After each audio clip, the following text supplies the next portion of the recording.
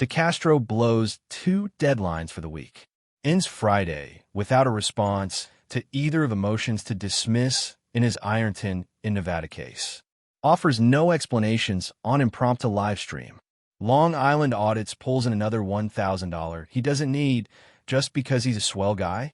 What's really going on with the world's richest First Amendment auditor? Plus Lane Meyer's court filings. He's seeking to drop 3 charges while the prosecution wants to know why he apparently lied about his access to the jail's law library. All this and more in this catch-up edition of Auditing Insanity.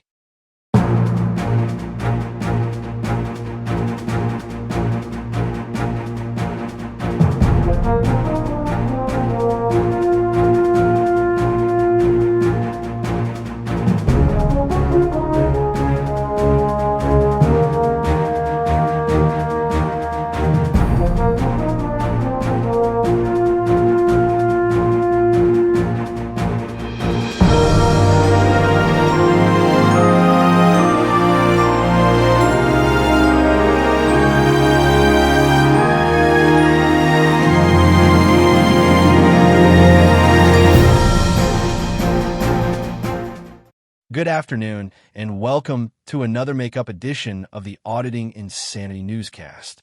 I'm AI Johnny Jones, and I'll be your host for tonight's edition of the Newscast. We apologize for the delay in new issues, as our AI human servant Jim Finch's father passed away yesterday, and his focus has been elsewhere for the week. We should be returning to a normal schedule over the weekend. For those who would like to send condolences, please consider making a donation via our Amazon.com Animal Needs campaign, found in the description of this video. His father's death has left the family with considerable financial needs, and keeping the animals fed is one way to help during this time. No money goes directly to the family, and the animals will be thankful for your contributions. With that, we're going to ask you to focus on Long Island Audit earns $1,000 plus in new donations. Tuesday's request for help by Sean Paul Long Island Audits Reyes turned into a massive haul for his support the fight against tyranny and corruption GoFundMe campaign, brought in a staggering $1,045 haul for the day. The donations were propelled by Reyes' latest video, which announced the news that he and his attorney would be deposing Connecticut State Trooper Sergeant Brian Fahey on April 25, 2025. Reyes requested that all of his viewers post a question to be used during the deposition.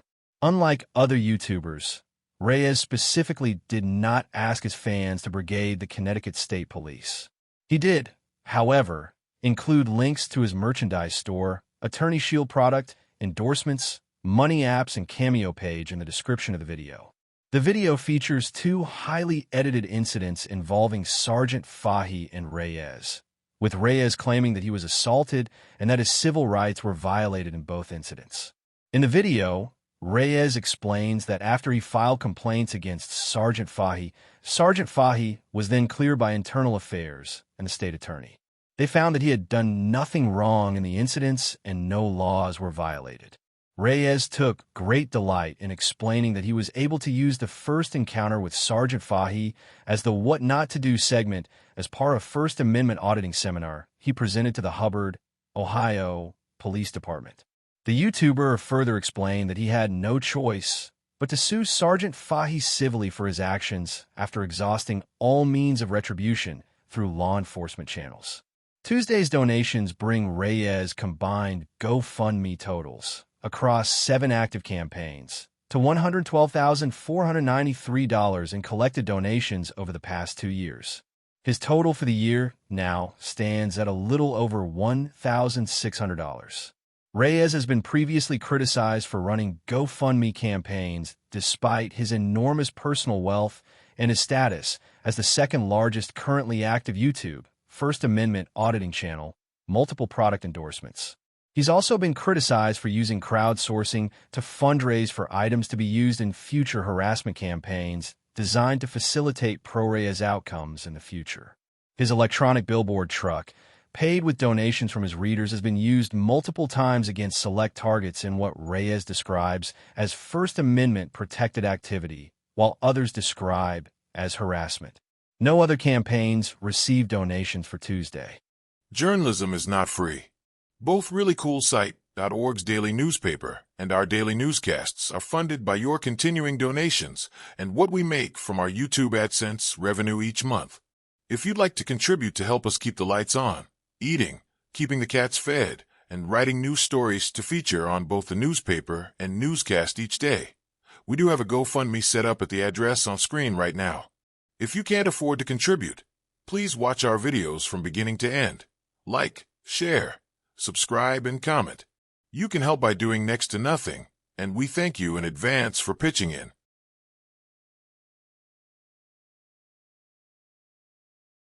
Lane Myers offers new plea deal to prosecutors. Lane Myers returned to the headlines on Thursday, as his demand for a plea deal and immediate release on Wednesday fell short and multiple new filings were made in regards to his existing charges.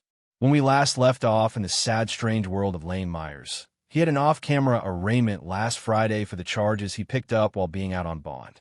On the same day, Myers filed a motion for a rehearing on bond for those second set of charges. Under Arizona state law, if a defendant picks up more felony charges for crimes committed while out on bond, that person is ineligible for bond. The state charged Myers with 3 new felonies committed after being released on bond from his first set of charges based on this law. In a filing that has not been made publicly available as of yet, Myers asked for a rehearing on bond and apparently proposed home confinement instead. We do have the state's reply to the motion. The 3-page filing asks for a denial of the motion as Myers did have a no bond hearing and was able to present a defense against being held without bond. The filing alleges that Myers stated no case that would otherwise provide him with relief from his circumstances, as state law states that he would be held without bail for picking up new felonies while out on bond. While no ruling has been made to Myers' status, Myers apparently proposed his own plea deal at midweek. The YouTuber apparently is no longer publicly working with Josh Gray of the This Is a Public Service YouTube channel and is now working with the YouTuber known as The Reluctant Prophet. The Reluctant Prophet aired an interview with Myers at midweek that essentially gave prosecutors until 5 p.m. local time on Wednesday, April 9th, 2025, to accept one of 3 plea deals. The first was to drop all charges against him with prejudice and release him immediately. In exchange, he'd take down all the videos about the victim and no new videos would be put up about the victim. He would still have the ability to sue Tucson police in civil court. His second offer was for him to plead guilty for 1 count of interfering with judicial proceedings and get time served. He'd then not make new videos, but Tucson or the victim would have to sue his company to have the original videos taken down. Myers' final offer was to keep the current charges in place, and Myers would never take down any videos. Every day that he is incarcerated, there will be new videos on multiple YouTube channels. He will also appeal to the Supreme Court and eventually win millions in civil damages against Pima County. No offers were accepted by the time limit on Wednesday. Myers also has 2 motions pending to reduce the number of charges against him. The first of the 2 was filed on April 7th, 2025, and asked to eliminate the stalking charge in the second set of charges against him, as there's already a stalking charge in the first set of charges. The argument is that Myers was engaging in the same behavior regarding the victim in both sets of charges. Since it's the same behavior, they contend there shouldn't be 2 sets of charges. In the second motion, Myers' attorney, William J. Parvin, is looking to have one of the 2 aggravated harassment and one of the 2 electronic harassment charges from the second set of charges dismissed. Much like the first, it essentially argues that 2 motions for each are overkill as they're regarding the same actions. No response has been filed as of yet to either motion. Myers' lack of presence on social media or YouTube through the absence of Josh Gray has severely impacted his fundraising efforts. Myers' Give Send Go campaign hasn't received a donation in 6 days. The jailed YouTuber was not alone as the market was blank for Wednesday, with no new donations observed for any of the campaigns we follow. Update: Josh Gray has emerged from his nearly week-long exile with the following statement on his YouTube community page. Rachel, we didn't really think this through, did you? I guess we get all these alleged victims on the stand under oath to defend their lies. Shannon Walker is going to get on the stand under oath. Matt Walker is going to get on the stand under oath. Is the detective going to get on the stand under oath and say that Mr. Myers didn't tell people, do not reach out to alleged victim? I think it's our duty as Americans to let these corrupt state actors know what we think of their service.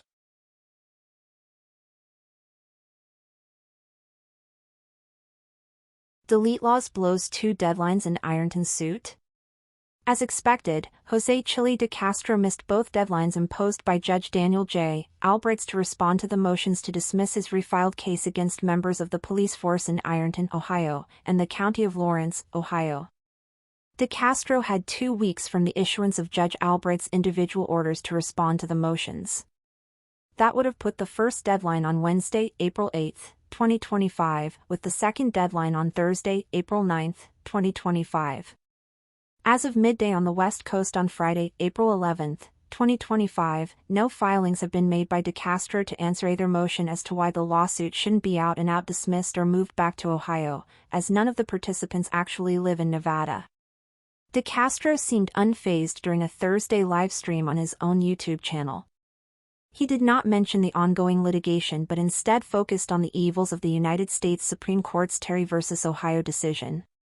Strangely, DeCastro also provided no updates during the stream to any of the projects he is working on, including his Constitution Headquarters board game. With 19 days until his end-of-this-month deadline to release the game, DeCastro showed no urgency in finishing his product. Standing in front of the 30-40-foot-tall wall of DeCastro's version of history, which he built in the former furniture store he's currently renting as studio space, DeCastro ignored calls for updates from his side chat to go into his familiar Terry v. Ohio rant. DeCastro did not update his other projects, including his Get People Out of Jail website, his henchmen from the 1960s Batman TV show hoodies, nor his legal document that he's planning to distribute to allow anyone to sleep in their cars without police interference. The only place that DeCastro has, in fact, been active on Twitter/X, where he has been posting misogynist rants about women in power. In a recent post, DeCastro said, "Gross. There's nothing more authoritarian than a woman in power. It's disgusting. We see it in the police. Women cops are physically aggressive and hostile and then rely on men to come in and beat up the person who they picked a fight with. This is disgusting. As a Gen Zer we all said that we were going to end this bullshit war on drugs when our generation got to power. Look. Okay. More of the same bullshit." DeCastro's lack of urgency was a hallmark of his handling of both his Ironton-based lawsuits. In the initial lawsuit, filed in April of 2022, DeCastro often refused to meet deadlines while gloating that he had every intention to delay the lawsuit as much as possible. The original case was dismissed at one point when DeCastro blew a deadline for a motion to show cause after the defendants complained about the multiple times DeCastro ignored deadlines. It was reinstated days later, when DeCastro filed a motion for an extension to his deadline to answer the show cause order. In the current lawsuit, DeCastro filed a copy of the original lawsuit in Nevada in March of 2024 as he was then living in Nevada, and the original lawsuit was in the appeals process after being dismissed in the fall of 2023. DeCastro went to jail for unrelated charges in Nevada before he could serve anyone in the lawsuit, and only replied to the court when the court indicated that it would vacate the lawsuit last summer for lack of service. He then was granted an extension until mid-October of 2024 to serve the defendants. The YouTuber failed to serve anyone, and when the court again gave him a deadline to show proof that he had served the defendants or have the case dismissed, he showed disputed proof of service with a March 2025 service date, instead of service by the original extended deadline. It is unclear how long the court will wait for DeCastro to reply to its orders, but to longtime observers, it seems that DeCastro not only has refiled the same lawsuit, he has also resorted to the childish games he played in the first version of the lawsuit. This is a breaking news story.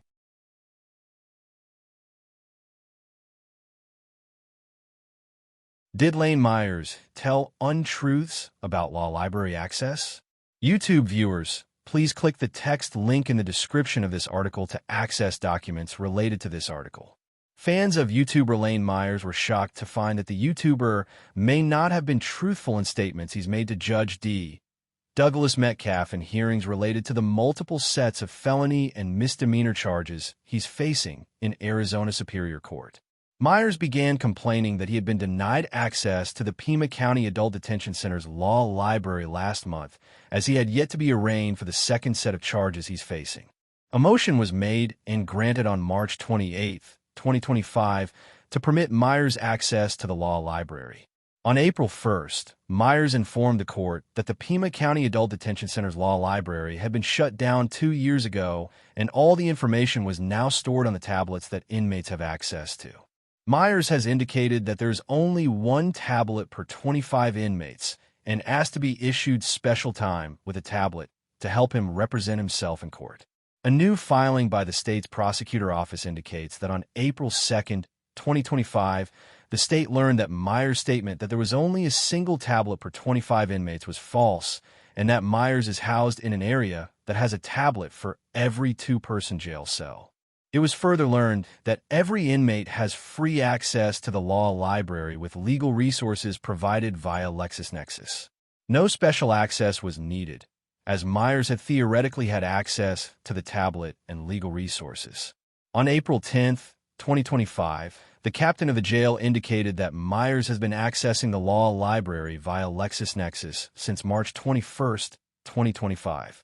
If true, Myers has been apparently dishonest in his representation of the status of his ability to defend himself. This is important as Myers and his supporters have been rallying for home detention as an option instead of no bond situation, as Myers supposedly lacked the resources to defend himself due to the lack of access to the law library. The filing also notes that Myers, like all inmates, can purchase paper and writing utensils from the jail's commissary. The prosecutor's office has also offered to provide Myers' advisory attorney, William Parvin, with a laptop to use to help in his role to help defend Myers. If Myers were of indigent status, he will be provided with writing utensils and paper by filing a form with the detention center. In related news, Myers' Give Send Go campaign took in another $100 on Thursday, with a single donation coming in to end his 6-day donation drought. Give Send Go payouts are almost immediate, bringing the amount of donations for the month to $465. There were interesting moves at the end of the week as the market began to close out a week dominated by Sean Paul Long Island Audit Reyes. Reyes' Support the Fight Against Tyranny and Corruption GoFundMe campaign took in another $5 to secure second place for the day. In a strange move, the long-running unofficial Just Despite Chill DeCastro campaign has apparently been removed by GoFundMe. The campaign was seeking $50 to be used to spite Jose Chill DeCastro. It was last recorded as having no donations as of Thursday morning and was removed from the platform sometime during the day on Thursday. More interesting news saw Christopher Direct D. Ruffs help Christopher Ruff Direct D clear his name. Fund lose $40 between Thursday and Friday mornings. No explanation has been given for the missing money, though in previous cases, the money is usually due to a refund issued by the campaign. Ruff has been making headlines for his recent split from YouTuber Mitch Loving. The two have aired a number of dirty laundry issues on recent live streams, with Mitch Loving accusing Ruff of animal abuse and Ruff mocking Mitch Loving for having his feelings hurt and living in his car. We will continue to monitor the situation with Ruff's GoFundMe and provide updates when we have them.